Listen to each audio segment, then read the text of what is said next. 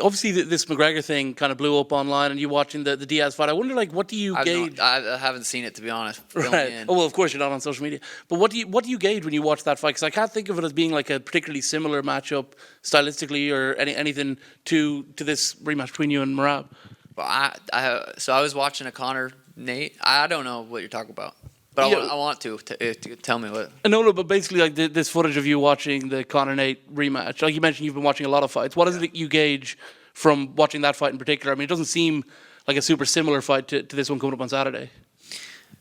No, yeah, I just been watching a bunch of fights. I didn't even know there was like something. We just have cameras recording so much. I didn't realize like that was a moment that got captured. I've been watching a bunch of fights. Been watching some rematches.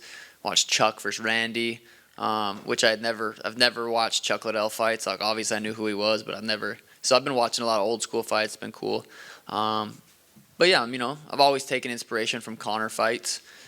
I watch Conor fights more probably than my fights more, but I've watched a lot of Conor fights. But what did Conor say? Well, he was very complimentary. He was basically comparing the way you're preparing for this fight to how he prepared for Nate too, and it seems as though the relationship's back on track between you two. Hell yeah, I'll take it.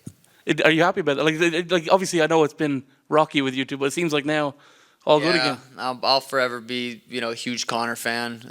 I feel grateful to be able to watch his come up like in my generation. Like I watched it happen. So I think we'll look back.